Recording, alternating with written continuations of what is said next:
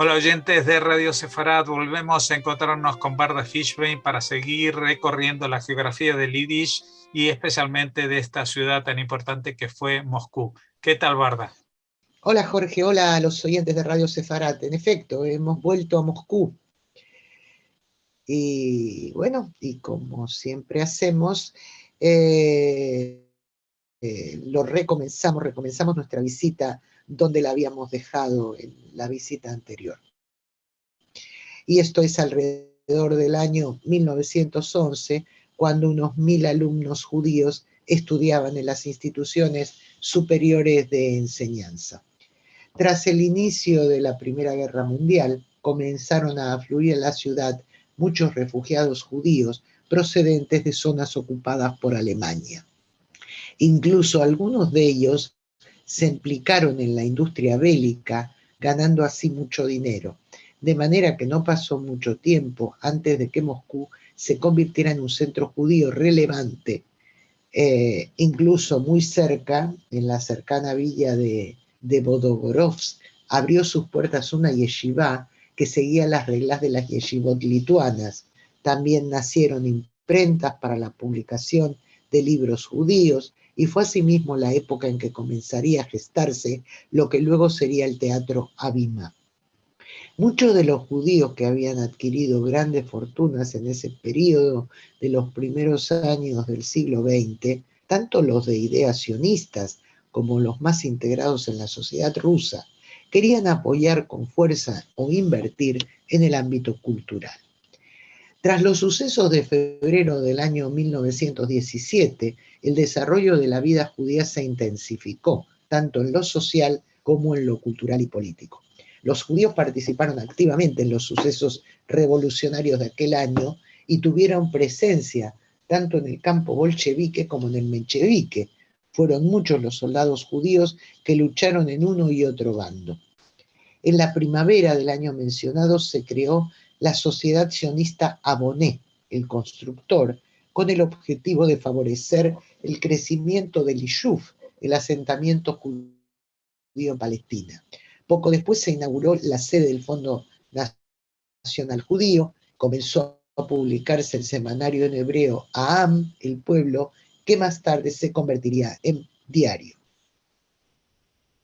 La Organización para la Educación y Cultura Hebrea, Tarbut, también fue creada ese mismo año 1917 y al siguiente nacieron 3 editoriales importantes. La actividad cultural y las publicaciones continuaron desarrollándose con fuerza durante los inicios del gobierno bolchevique, pero el régimen recién instaurado, contando con la anuencia de sus seguidores judíos de la rama judía del Partido Comunista, acabaron con la impresión de libros y periódicos en lengua hebrea. En cuanto al teatro Abimá, que representaba obras también en hebreo y cuyas actividades se iniciaron, como hemos dicho, en el año mencionado, 1917, tuvo más proyección en el tiempo. Por ejemplo, el Dibuk de Shlomo Ansky se representó en Moscú por primera vez en enero de 1922. El teatro continuó adelante, amparado por diversos intelectuales y activistas culturales rusos, que lo alabaron como institución artística de gran calidad, hasta que en el año 1926 el régimen se impuso y Abimá abandonó definitivamente no solo sus actividades, sino también la Unión Soviética. Al convertirse Moscú en la capital de esta unión, la población judía comenzó a crecer.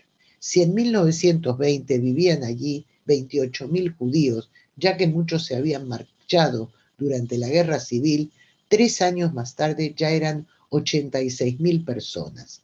En 1926 llegaban a ser 131.000, lo que suponía un 6,5% del total de vecinos. En 1939, este porcentaje era algo menor, aunque su número llegaba a más de 250.000 personas, según datos censales. La rama judía del Partido Comunista tenía su sede central en esta capital, donde asimismo se publicaba su órgano de prensa en yiddish llamado Der Emes, La Verdad, que se editó entre 1920 y 1938, al igual que otros periódicos, revistas y libros en esta lengua. La editorial Safrut publicó incluso periódicos y libros de ideas sionistas entre 1917 y 1919 en hebreo, pero a partir de ahí fue clausurada. En el verano de 1918 tuvo lugar en Moscú un congreso de las comunidades judías de toda Rusia. La Universidad del Pueblo Judío de Moscú se mantuvo abierta entre los años 1918 y 1921. Asimismo, en esa década, en la de 1920 e inicios de la siguiente, había en la ciudad varias escuelas judías y en el año 1926 se creó un departamento judío en la Facultad de Pedagogía de la Segunda Universidad de Moscú. Allí se formaban maestros para las escuelas judías. También en la década mencionada había una yeshiva semiclandestina, Tiferet Bajurim, sostenida por la corriente Chabad Lubavitch. El Goset, siglas de las palabras rusas para decir Teatro Estatal Judío, que también estaba en Moscú, lo dirigía el prestigioso actor y director Shloime Mijoels. Pese a la política de las autoridades que rechazaba el sionismo y prohibía el uso de la lengua hebrea, siguieron existiendo pequeños grupos sionistas y como ejemplo de ello podemos citar que la ciudad albergó la oficina central de Ejalutz con estatus legal. La organización además mantenía una publicación propia que se editó entre los años 1924 y 1926. También había círculos de simpatizantes del grupo sionista izquierdista Poalei Zion. Todos ellos fueron prohibidos y cerrados en el año 1928. No obstante, estas últimas actividades fueron excepciones, ya que la mayoría de las publicaciones de orientación sionista en hebreo o grupos activistas del sionismo ya se habían prohibido o clausurado, como hemos dicho anteriormente, en los años 1918 y 1919.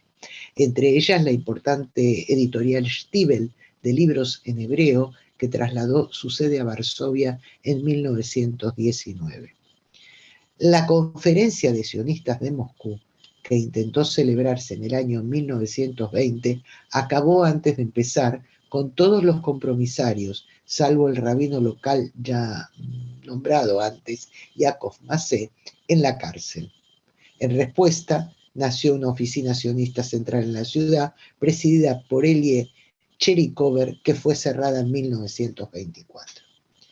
Entre 1925 y 1932, una rama de la Asociación de Escritores Proletarios estuvo activa y mantuvo la publicación en yiddish llamada Octubre.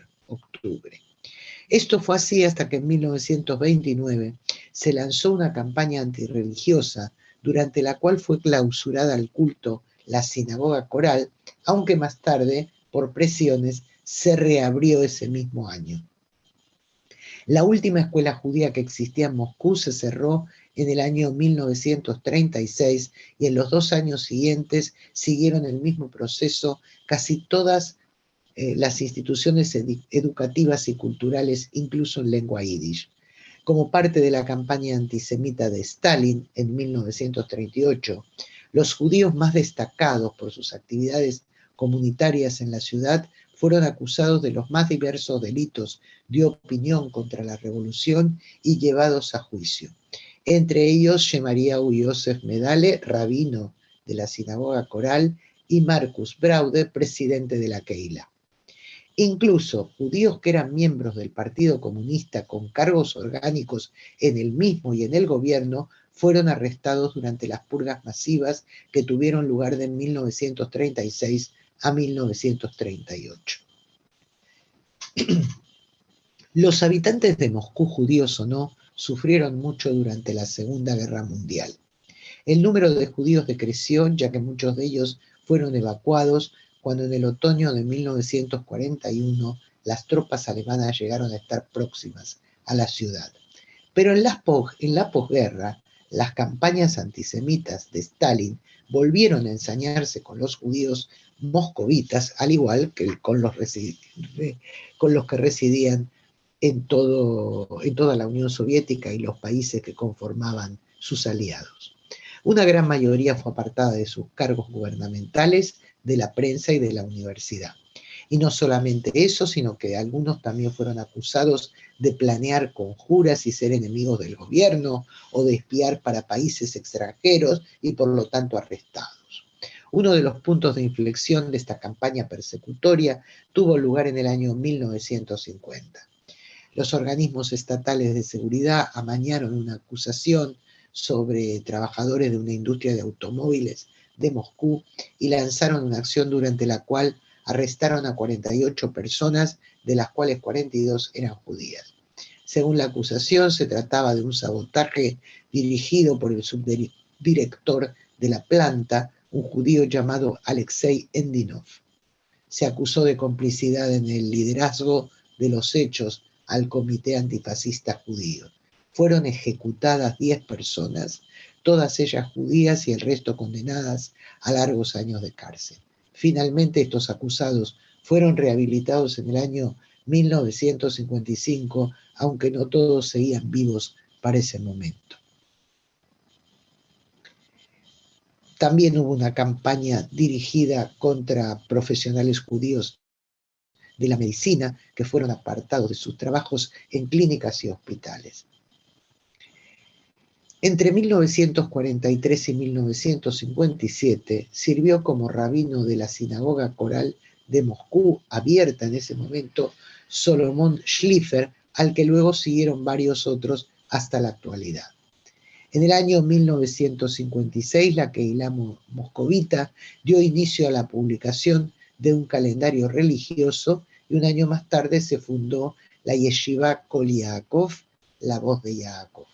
Pero el antisemitismo continuaba y en el año 1959 2 sinagogas fueron vandalizadas y la casa de campo del cuidador del cementerio incendiada. No obstante, en la medida de lo posible, las actividades de la comunidad judía continuaban. Así, en el año 1962 nació el Conjunto Dramático Judío de Moscú. Al final de esa década, los vecinos judíos de la ciudad se lanzaron a defender su identidad, organizando manifestaciones de protesta, editando publicaciones clandestinas, realizando cursos de hebreo, seminarios de historia judía y otras actividades. Todo esto fue el llamado movimiento Refusenik, donde los activistas judíos se oponían al régimen precisamente por su antisemitismo. Y muchos de ellos fueron represaliados, entre ellos sus líderes, los muy conocidos, Anatoly Jonathan Sharansky, Yosef Begun o Ida Nudel. Tras la Segunda Guerra Mundial se puso de manifiesto que la población judía de la ciudad había crecido poco. Según un censo realizado en el año 1970, vivían en Moscú 1000 y pico judíos más que los 250.000 judíos anteriores a la guerra, y a partir de ese momento comenzaría a decrecer mucho más el número, ya que en los años en los que se permitió emigrar, muchos judíos lo hicieron, y en 1989 aún quedaban muchos en Moscú, pero mucho menos, es decir, unos 175.000. Hacia 1972 el gobierno cerró la sinagoga en el barrio Cherkisovo de Moscú y solo siguió ofreciendo servicios religiosos, la ya mencionada varias veces sinagoga coral y unas instalaciones donde realizaba sus actividades el movimiento Chabad Lubavitch. En 1986, durante la glasnost y la perestroika, hubo un respiro y volvieron las actividades culturales. En 1988 se fundaron muchas asociaciones, Asociación Cultural Judía, el Centro Juvenil para el Estudio y Desarrollo de la Cultura Judía, un centro cultural religioso llamado Mahanaim y una yeshiva. Un año después se inauguró el Centro Solomon Mijoels en el Teatro de Cámara Nacional Judío, llamado en honor del actor y director que había estado al frente del Teatro Nacional Judío de la ciudad y fue represaliado. Pero la libertad que se respiraba a raíz de los cambios políticos también fue canalizada por organizaciones antisemitas que realizaban demostraciones con miles de seguidores que profanaban tumbas, agredían físicamente a las personas y muchos judíos siguieron emigrando en las dos últimas décadas del siglo XX, sobre todo a Israel y Estados Unidos. No obstante, en el censo realizado en el país en el 2002 se registraron 148.000 judíos residentes en Moscú.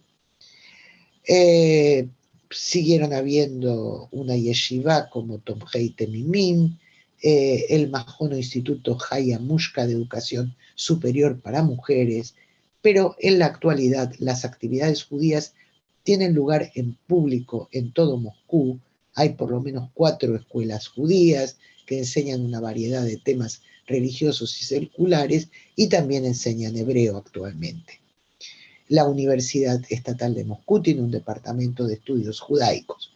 En vez de una sola sinagoga, como fue la Coral, Moscú alberga ahora alrededor de 20 y en el año 2012 abrió el Museo Judío y Centro de la Tolerancia en esta villa. El museo es un referente de la historia de la judería rusa y uno de los más prestigiosos de toda Europa.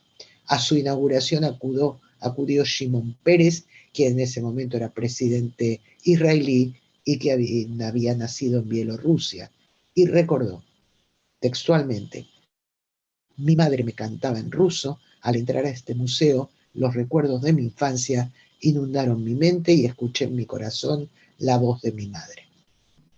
El museo incluye una sinagoga, un centro comunitario, una biblioteca, una editorial, escuelas y oficinas para investigadores. Las familias judías actualmente son más pequeñas de lo que eran antiguamente. Hay una tasa muy alta de asimilación y gran cantidad de matrimonios mixtos que se cifran en alrededor de un 80% de los que se celebran, todo lo cual implica que cada vez menos judíos se identifiquen como tales en Moscú. Y bien, Jorge, vamos a pasar ahora a uno de los nativos moscovitas de origen judío más conocidos mundialmente, que sin duda es Boris Leonidovich Pasternak, autor de la novela luego llevada al cine Doctor Zhivago. El autor nació en Moscú en el año 1890. Su padre fue un destacado pintor postimpresionista llamado Leonid Pasternak, que se convirtió al cristianismo ortodoxo, y su madre, Rosa Kaufmann, una conocida concertista de piano que siguió siendo judía. En una carta enviada a Chaim Nachman Bialik en la década de 1920, el pintor Leonid Pasternak afirmaba que su familia descendía de Isaac Abravanel. La infancia de Boris transcurrió en un hogar visitado por multitud de artistas cosmopolitas como el músico Sergei Rachmaninoff o escritores como León Tolstoy o Rainer Maria Rilke. Él estudió filosofía en la Universidad de Moscú y en la de Marburgo en Alemania, pero no se dedicó a esta disciplina. A su regreso a Moscú en el año 1914, publicó su primer libro de poemas y es por esta labor por lo que es más conocido en Rusia.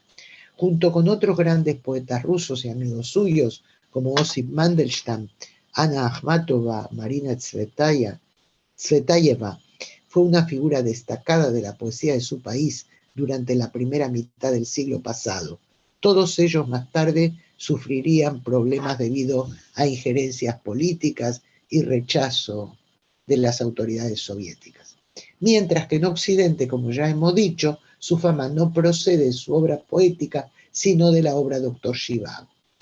Algunas experiencias que volcó en esa gran novela probablemente las vivió en la zona de los Montes Urales, donde trabajó para la industria química durante la Primera Guerra Mundial. Su gran despegue como poeta se inició con la Revolución Rusa en el año 1917 y al igual que otros autores además de los ya mencionados, durante la gran purga del decenio de 1930 perdió el favor de las autoridades que lo acusaron de subjetividad.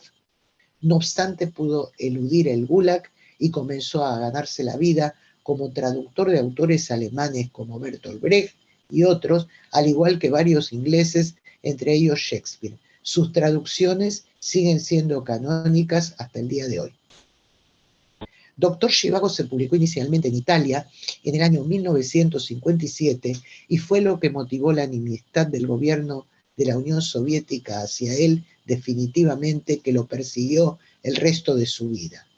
En 1958, durante el pleno del Comité Central de la Unión de las Juventudes Comunistas, Vladimir Semishchastny, la figura más prominente de este comité, desacreditó a Pasternak ante 14.000 personas, muchas de las cuales eran del área política y entre las que se encontraba el propio Khrushchev.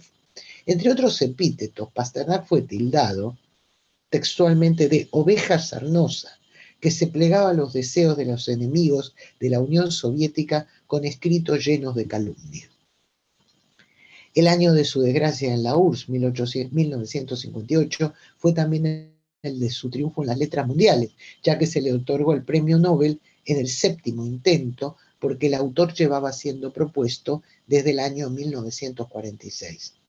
Al obtener el premio, Pasternak envió una carta agradeciendo a la Academia Sueca, manifestándose también sorprendido por el galardón, pero tras recibir presiones de las autoridades soviéticas, días más tarde envió otra carta en la que decía textualmente: considerando el significado que este premio que se me ha conseguido ha tomado en la sociedad a la que pertenezco, debo rechazarlo por inmerecido. Por favor, no tomen esto a mal. Había sido amenazado con la expulsión de la Unión Soviética y presionado por el KGB. El manuscrito de Dr. Zhivago permaneció oculto a raíz de estos sucesos hasta que se publicó en Occidente. La novela debió esperar el año 1988 para ver la luz en la Unión Soviética durante la perestroika en época de Gorbachov y fue publicada por la misma editorial que la había rechazado en 1957. Al año siguiente, su hijo Yevgeny, que es quien se dedica a difundir su obra, recibió autorización para recoger el premio Nobel otorgado más de 30 años antes a su padre. Pasternak murió en 1960 en Peredelkino, una zona cercana a Moscú. Y hasta aquí, Jorge, nuestra visita a Moscú, que si bien ha sido una gran capital de diferentes estadios de instituciones rusas, primero el Imperio zarista, después Rusia, después la Unión Soviética, nuevamente Rusia, la Federación Rusa, no ha tenido una historia judía tan relevante como pudo haber tenido debido precisamente al antisemitismo reinante en todos estos regímenes. Bueno, pero sin duda ha dejado huella y de esta huella hemos hablado aquí en la geografía de Yiddish y seguiremos hablando de otras huellas dentro de 2 semanas contigo otra vez, Barta Fishbein. Muchas gracias y hasta entonces. Hasta entonces, Jorge.